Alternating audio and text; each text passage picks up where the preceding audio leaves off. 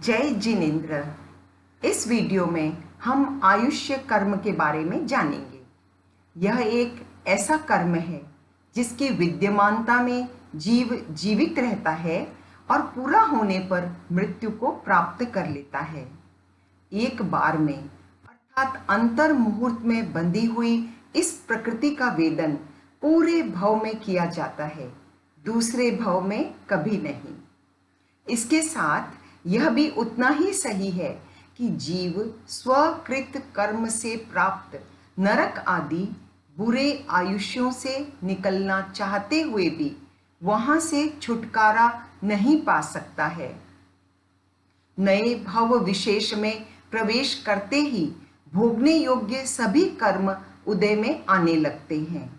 आयुष्य कर्म का उदय जीव को वर्तमान गति में उसी प्रकार रोक कर रखता है जिस प्रकार एक विशेष प्रकार का काठ का फंदा अपने छिद्र में पांव रखने वाले को रोक कर रखता है। इसका अर्थ हुआ कि यह कर्म जीव को चाह कर भी वर्तमान भव को छोड़कर आगे का भव धारण नहीं करने देता।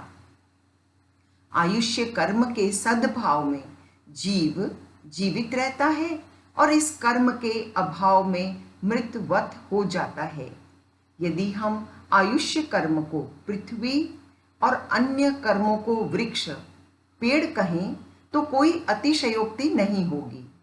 इसका कारण है कि पृथ्वी होगी तो पेड़ उस पर खड़े होंगे, वैसे ही आयुष्य कर्म होगा तो अन्य कर्म भी उदय में आते रहेंगे, उनके बंध होता रहेगा। आयुष्य कर्म को छोड़कर शेष 7 कर्मों को हम प्रति समय बंध करते रहते हैं कंटिन्यूअसली।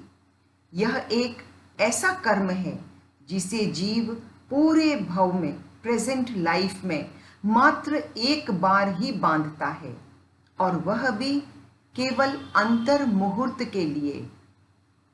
बस अंतर मुहूर्त मात्र में जो बंध हो जाता है इस कर्म का, उसका हम अगले भव में उदय में प्राप्त करते हैं। यह तो हुआ आयुष्य बंध का काल, किंतु कैसा और कौन सा आयुष्य, यह कैसे निश्चित होता है? आगमों में आयुष्य कर्म की चारों प्रकृतियों के अनेक कारण निर्दिष्ट हैं, जिन्हें हम आयुष्य कर्म की उत्तर प्रकृतियों को डिस्कस करते हुए जानेंगे। लेकिन यहाँ एक कथन सदैव ध्यान रखें, किसी प्राणी की जब कोई प्रकृति, जब कोई आदत इतनी प्रगाढ़ व दृढ़ हो जाती है, तब उसी के परिणाम स्वरूप वह प्रकृति आयु बंध का कारण बनकर उसका रूप धारण कर लेती है। विशेष जाने, जब जीव आयुष्य का बंध करता है तब वह घोलमान प्रवृत्ति में ही करता है। घोलमान का अर्थ है मध्यमान। इसे एक एग्जाम्पल से समझें। जैसे कोई व्यक्ति जनरली अधिक क्रोध करता नहीं है और उसे किसी कारणवश बहुत जोर का गुस्सा आ गया, यह उसकी सामान्य प्रकृति से कुछ ऑपोजिट था। कहने का तात्पर्य यह है कि वो शांत स्वभावी उस प्रचंड क्रोध के समय में अपने आयुष्य कर्म का बंध नहीं करेगा। यदि ऐसा होता है तो उसके साथ अन्याय हो जाता है, जो जैन कार्मिक सिद्धांत को मान्य नहीं है। इसके विपरीत ऐसे भी जीव हैं जिनके क्रोध नाक पर ही रहता है। वे यदि कभी अति शांत और शुभ भावों में हों तो उस समय उनके आयुष्य कर्म का बंध नहीं होता है। सारांश यह हुआ कि जो हमारा स्वभाव नहीं है और वैसा भाव आ जाए तो उस समय हम अपने आयुष्य कर्म का बंध नहीं करते हैं। इसका अर्थ है कि आयुष्य बंध के लिए मध्यम परिणाम, अवस्थित परिणाम ही सूटेबल कंडीशन है। यह हम ऑलरेडी डिस्कस कर चुके थे कि जब भी कर्म पूरे आयुष्य काल में जीव एक बार ही बंध करता है, लेकिन ये कौन सा समय होगा जब हम इसका बंध करेंगे? इसके भी अपने नियम हैं। देवता, नारक और यौगिक जीवों के उनके आयुष्य के जब 6 मास शेष रहते हैं, तब वे अपने आगामी भव का आयुष्य का बंध करते हैं। शेष जीव वर्तमान आयु के 2 भाग व्यतीत हो जाने पर और 1 भाग शेष रहने पर अपने आयुष्य कर्म का बंध करते हैं।